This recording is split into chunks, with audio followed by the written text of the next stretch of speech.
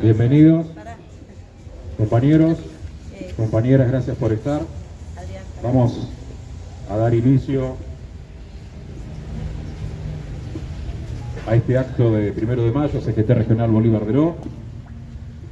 Agradecemos a todas las autoridades presentes, autoridades del Honorable Consejo Deliberante, funcionarios municipales, Jefatura Distrital de Educación, San María Verdesegar, autoridades del Consejo Escolar, secretarios generales, a la gente de UPCN, UDOCBA, Tramubo, SUTEBA, FEP, ATE, a todos, gracias por estar. Damos comienzo a este encuentro entonando las estrofas del himno nacional argentino.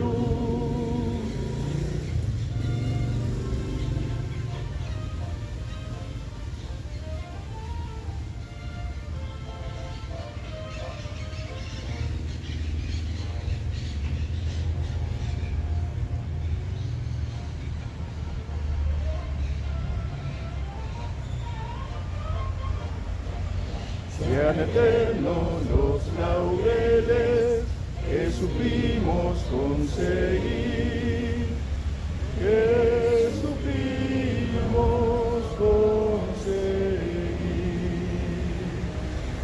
coronados de gloria vivamos. Oh, juremos con gloria morir, oh, juremos con gloria morir, oh, juremos con gloria morir.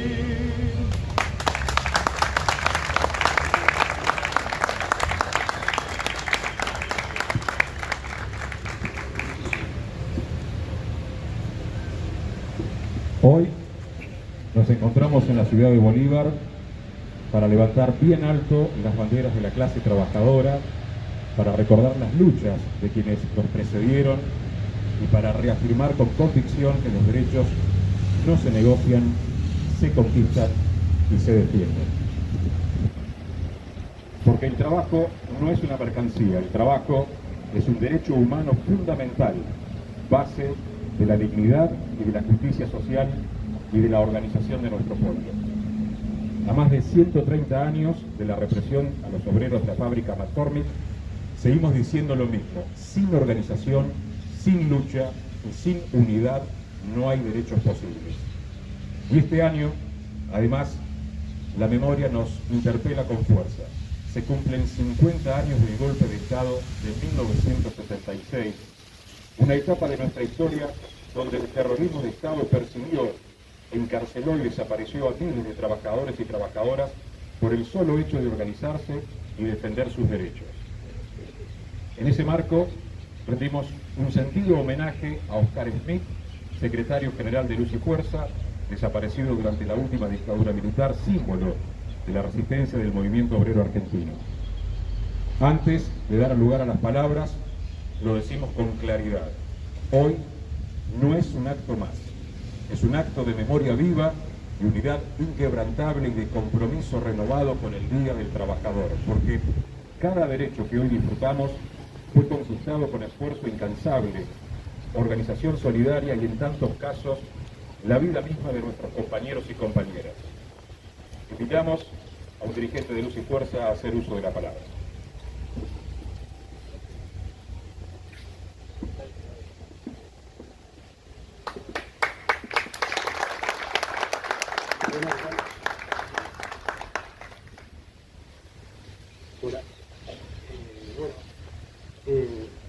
La misma lucha, los mismos enemigos. Compañeros, hoy no es un día de festejo. El 1 de mayo es un día de memoria, de lucha y de reafirmación de nuestra identidad como clase trabajadora. Conmemoramos a los mártires de Chicago, pero también a nuestros propios mártires, a los que dieron la vida por la dignidad de los trabajadores de nuestra patria. Y en este día quiero detenerme en dos momentos de nuestra historia, que aunque separados por 50 años, tienen un hilo conductor siniestro, un mismo objetivo: aniquilar nuestros derechos y someter al movimiento obrero organizado. Miremos atrás. 1976, la dictadura cívico-militar tomó el poder a sangre y fuego. Este año se cumplieron 50 años. Lo primero que hizo el ministro de Economía, Martínez de Hoz, fue desarticular las leyes de protección laboral. Le amputaron 27 artículos a la ley de contratos de trabajo que había redactado Norberto Centeno. Cambiaron el espíritu de la ley. Antes decía que el empleador debía cuidar los fines de la empresa y los derechos del trabajador. La dictadura lo cambió por sin perjuicio, poniendo la producción por encima de las personas. Esa reforma laboral de la dictadura buscaba 4 cosas fundamentales: abaratar el precio del trabajo, facilitar los despidos, debilitar los convenios colectivos y destruir la organización sindical. Compañero, ¿no le suena conocido? Hoy, con otros nombres, otras formas, estamos viviendo el mismo plan. Las reformas laborales actuales buscan exactamente lo mismo que planeaba la dictadura. La historia se repite, se habla de modernización, de flexibilización, pero en realidad lo que se elimina son los costos del despido. Crear un fondo de cese que financie con plata nuestra, con plata propia, las jubilaciones y las obras sociales. En 1976 justificaban las medidas antiobreras diciendo que venían a corregir excesos y a combatir agentes infiltrados que generaban conflictos artificiales. Hoy usan palabras como libertad, desregulación o reforma. El vocabulario cambia, pero el objetivo es el mismo: trabajadores sin derechos, sindicatos sin poder. En aquel contexto de oscuridad hubo un gremio que se plantó, fue Luz y Fuerza. Y al frente de esa resistencia, un compañero que hoy queremos honrar especialmente, Oscar Smith, nuestro secretario general. Smith era un tipo sencillo de Villa Domínico que caminaba sin custodios porque decía que no tenía nada que esconder. En esa época se le ponía custodios a todos los criminalistas de cabecera. En 1976, cuando la dictadura decidió intervenir el gremio y despedir 264 trabajadores de Segva, Smith no se exilió, no se escondió, volvió a su puesto de trabajo, organizó la resistencia desde las bases, impulsó el trabajo a tristeza o trabajo a desgano y movilizó a miles de compañeros. Fue el primer gremio que enfrentó abiertamente a la dictadura y lo pagamos caro. El 11 de febrero de 1977, 2 for Fine interceptaron a Oscar Smith en la calle y se lo llevaron, y nunca más desapareció. Hoy, siendo un detenido desaparecido como 30.000 compañeros más, la dictadura no le perdonó que defendiera a los trabajadores. Lo secuestraron, lo torturaron y lo desaparecieron. Quiero leerles lo que dijo Smith en aquellos días a sus compañeros de conducción. Nos estamos jugando la vida, sobre todo nosotros, que somos la conducción. Tenemos que estar dispuestos a ir hasta el final, porque para un sector del gobierno es tan importante atropellar a los sindicatos como atacar y eliminar la subversión. Y el primer sindicato que está en la mira es el nuestro. Qué actual suenan estas palabras, porque hoy también hay un gobierno que pone la mira en el trabajador organizado. Pero así, como recordamos a Oscar Smith, también tenemos que recordar lo que pasó después. El conflicto de luz y fuerza terminó con una derrota parcial. Los dirigentes fueron encarcelados, perseguidos o asesinados. Pero esa derrota momentánea no fue en vano. Esa resistencia quedó grabada en la memoria colectiva del movimiento obrero argentino. Hoy, compañeros, el desafío es el mismo. Las políticas económicas actuales generaron la destrucción de 222.000 puestos de trabajo formales. Los convenios colectivos están amenazados, la precarización avanza y no podemos permitir que nos arrebaten lo que conquistamos con décadas de lucha. Los derechos no son un privilegio, la vida digna no es un privilegio. Por eso este 1 de mayo no es un día de discurso vacío, es un día para comprometernos frente a la memoria de Oscar Smith y de todos los compañeros desaparecidos. Es un día para decir fuerte y claro, no pasarán. Por la memoria de los 30.000 compañeros, por la lucha de Oscar Smith, por cada compañero que está peleando en un taller, en una fábrica, en una oficina, sigamos construyendo la unidad que necesitamos para frenar esta ofensiva contra los trabajadores. Ni un paso atrás, compañeros. Oscar Smith presente. 30.000 compañeros detenidos desaparecidos presente. ¡Viva la clase trabajadora argentina! Muchas gracias.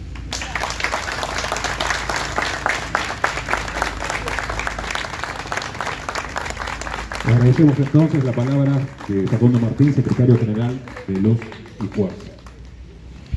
Hoy también queremos hacer un alto para la memoria cercana, la que nos duele todos los días. Recordamos a nuestro compañero Duilio Lanzoni, quien falleció el año pasado. Invitamos a sus familiares y amigos a recibir una placa recordatoria como integrante del actual CGT Regional Bolívar Teró.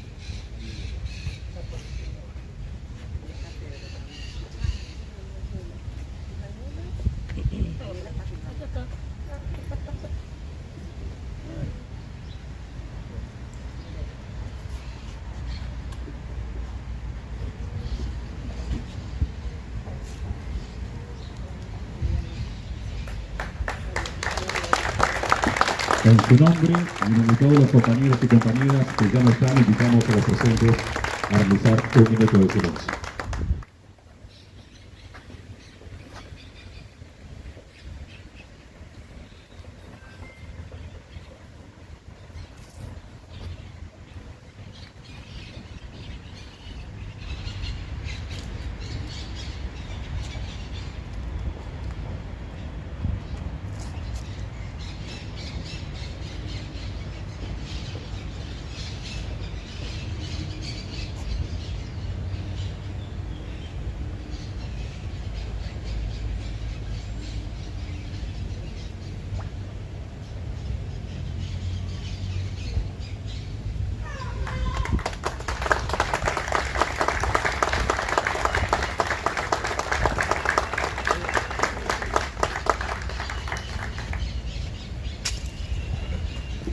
A lo largo de su historia, la CGT ha resistido proscripciones, persecuciones y rupturas, y aún hoy sigue en pie.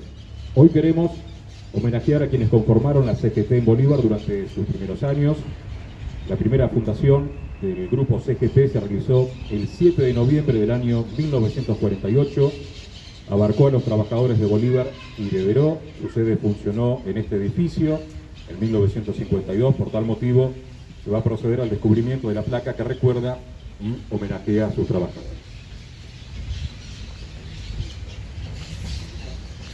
Invitamos a dirigentes de la actual CGT, a la directora de Derechos Humanos, a descubrir la placa homenaje a los trabajadores y trabajadoras que dieron origen a la primera central Bolívar.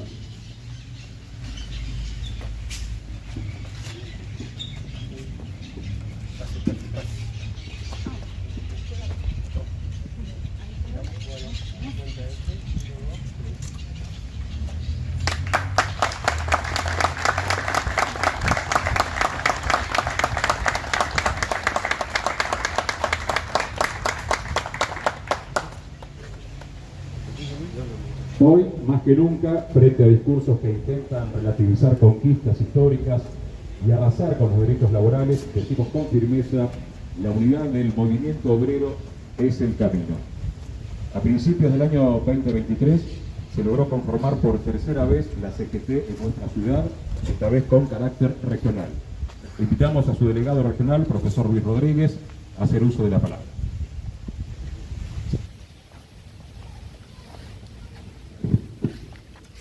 Bueno, muy buenos días y feliz día para todos los compañeros trabajadores. La verdad que es un honor para mí poder estar realizando este acto con los compañeros del CGT Regional Bolívar de Ló, después de tantos años de lucha, como queda reflejado en la placa, que funcionara por primera vez la CGT en este edificio de la Sociedad Española. Agradecemos a la Sociedad Española por permitirnos poner y descubrir esta placa. Agradecemos a la directora de Derechos Humanos, al municipio, a todos los compañeros de distintos gremios presentes y a todas las autoridades por acompañarnos en este sencillo homenaje. Hoy, además de ser el Día del Trabajador, también es el Día de la Constitución Nacional. Lamentablemente, compañeras y compañeros, esta Constitución que está siendo pisoteada y burlada por este actual gobierno, y que, como todos sabemos, ya se dijo, se expresó anteriormente y todos los días lo podemos ver, hoy ha sido derogada una lucha de muchos años. La reforma laboral esta dio por tierra con todos los derechos que hemos logrado los trabajadores a lo largo de la historia, y hoy más que nunca está esa tensión y está en juego, esos derechos están en juego, y solamente a través de la lucha organizada y del movimiento de los trabajadores, como explicaba Facundo recién, pero con una diferencia: no queremos más mártires trabajadores. Todos sabemos que durante la última dictadura, estimativamente el 30% de los desaparecidos fueron trabajadores. En el caso nuestro, de docentes, hay 1.300 legajos de compañeros desaparecidos solamente en la provincia de Buenos Aires. Por eso, la lucha tiene que ser organizada, pero sin mártires. Y tenemos que dar la pelea como la está dando la CGT en el ámbito de la justicia, que seguramente terminará en la Corte Suprema. Y si hay jueces que interpreten debidamente la Constitución y las leyes, saldrá favorable a nuestro movimiento. Seguramente va a tardar mucho tiempo. La última vez que sucedió esto tardó 13 años en tener una sentencia firme de la Corte Suprema a favor de los trabajadores. Seguramente la historia se va a repetir, porque la Corte Suprema es tiempista y va de acuerdo a los ritmos de la política, y cuando este gobierno se agote, como ya se está agotando, y tenga el pueblo a sus espaldas, reclamándole por esos derechos, seguramente la Corte emitirá un fallo favorable. También hoy, compañeras y compañeros, se cumplen 74 años del último discurso de Evita a sus queridos descansados.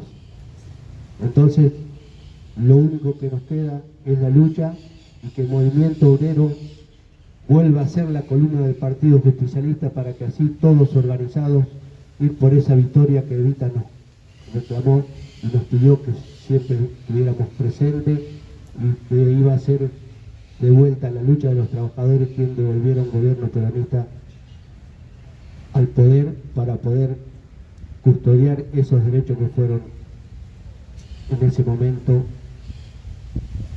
puestos por el general Perón. Muchas gracias, compañeros, y feliz día para todos los trabajadores.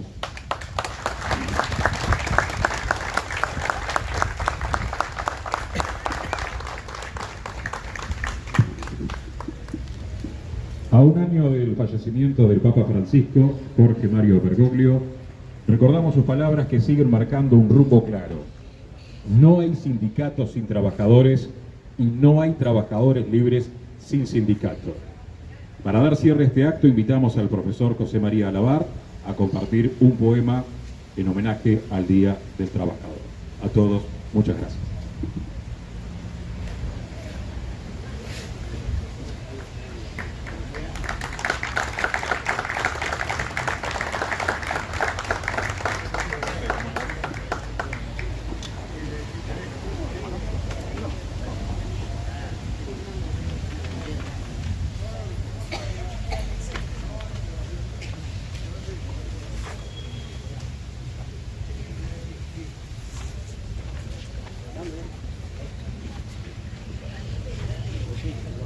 Buenos días, felicidades. Agradezco a los compañeros de la CGT y de la Dirección Municipal de Derechos Humanos por haberme hecho el convite para... En realidad son dos poemas los que voy a decir. El primero quizá merezca una presentación de contexto. Desde hace 2 años, este gobierno nacional y sus acólitos nos han empezado a hablar de una supuesta memoria completa, o hablan de las 2 mitades, como si la cosa se dividiera en mitades.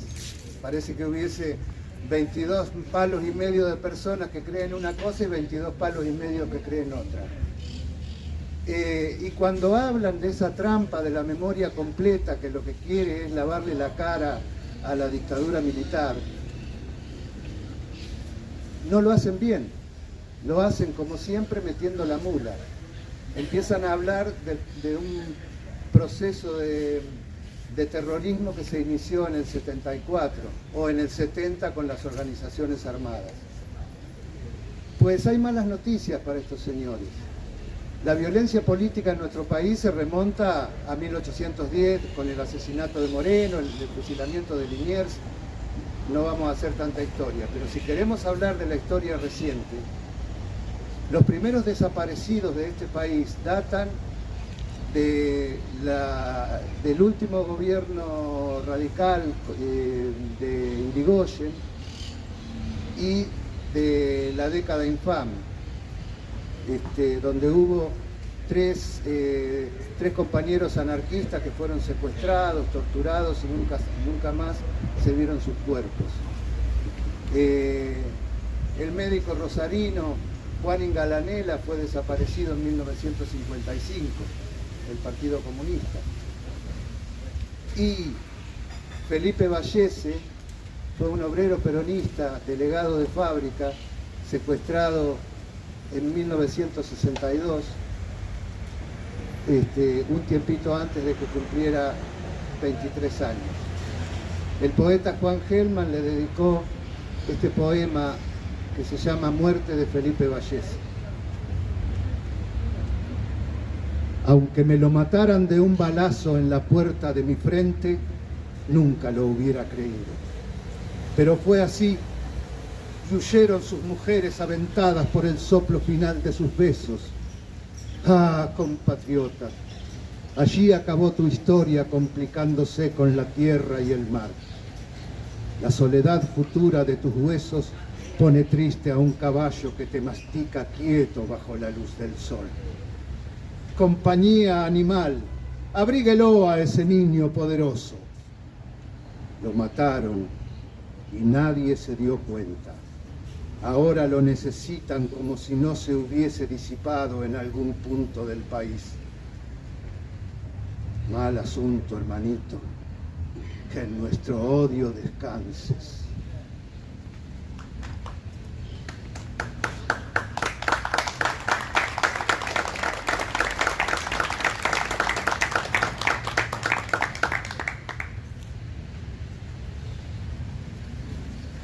Y este es un poema de un mendocino, Armando Tejada Gómez, que había nacido en 1929 Era el anteúltimo hijo de 24 hermanos, lo que nos hace inferir que la vieja Tejada Gómez se embalsaba por un plan.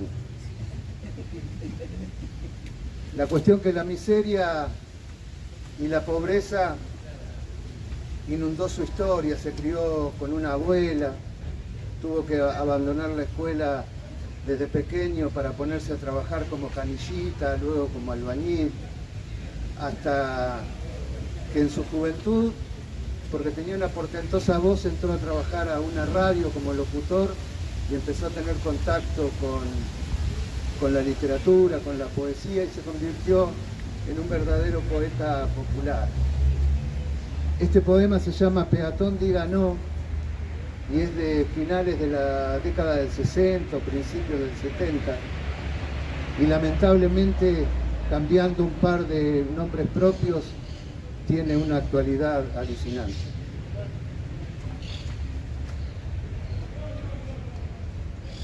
Salir, el viento arriba, cualquier mañana de estas, el día trepidante izando la paciencia, insistiendo en los sueños que no se dan y huyen locamente delante de nuestra suerte perra. Salir, llama al herido por los informativos y por el diario en llamas por la chispa de América, corriendo hacia lo de uno urgentemente solo. Es un fulero asunto, ronca vergüenza escondida en el fondo del manso portafolios, esa tonta mochila del peatón sin tregua. Yo, peatón, me digo con el pecho golpeado por las humillaciones sucesivas del día, digo que yo me digo, hay que hacer algo, viejo, antes que venga el cáncer y te deje en la vía. Hay que hacer algo pronto y aquí, sin ir más lejos. Hacer, no sé qué cornos, empezar la podrida, porque yo ya no llego ni con la lengua afuera, sino empiezo esta cosa de enderezar la vida, aquí y ahora mismo, digo sin dar más vueltas, asumiendo la bronca feroz de cada día. ¿Qué hacer? ¿Qué hacer, hermano, debajo de la lluvia, debajo del cemento donde un perro agoniza, debajo del gobierno inerme y ciudadano, yugando bajo el peso de sus grandes mentiras? ¿Qué hacer? ¿Qué hacer, hermano, lacerado de afiches donde la Coca-Cola se mata de la risa? Hay que encontrar la forma de dárselas con todo, porque a mí no me arreglan ya con otra aspirina. Pero, ¿qué hacer, hermano, debajo de la lluvia como un desopilante inspector de cornisas? Yo, peatón, culpable de ser la muchedumbre, yo, mismísima culpa, no compro más tranvías. Digo no, no y a muerte, no redondo y en seco. Y para todo el viaje digo un no cañonazo, un no en plena jeta del mercader de patria. No hasta que yo no tenga las 33 de mano. ¿Se da cuenta, compadre? Era simple la cosa. Como dicen los bolches, la libertad se ejerce. Yo tengo la precisa. Digo no, simplemente, y se les viene abajo toda la estantería. Pruebe, compadre, empiece por los no más pequeños, no a la pequeña burla que casi ni se siente. Diga no a los legales prósperamente oscuros, a las fotonovelas, al cantante epiléptico, no al opio venenoso de la TV y la radio. Diga no, es una bomba y con la mecha ardiendo. Dígalo en todas partes, en su casa, en la feria, en la calle, en los trenes, en la cancha, en el viento. Lléveselo al trabajo de modo bien visible y lúzcalo orgulloso como un pañuelo nuevo. Después, vaya subiendo en grados subversivos, hasta el no más heroico y de cada momento. No a las persecuciones, a la atroz carestía, a los golpes de Estado, a los edictos Rengo, no a los yanquis en Cuba o en cualquier otra parte, a la guerra asesina de Vietnam, por ejemplo, a que humillen la sangre como en Santo Domingo, sumando nuestra sangre a sumados ejércitos. Díganos sin tapujos allí donde le cuadre, hasta que se propague por el país entero. Un no como una casa, grande como una casa donde un día podamos alojar nuestros sueños.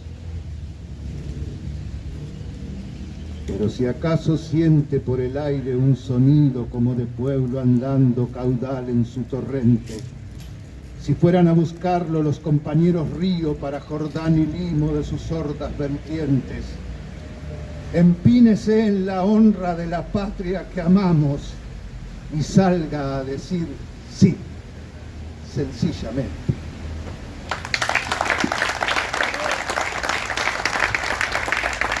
Muchas gracias.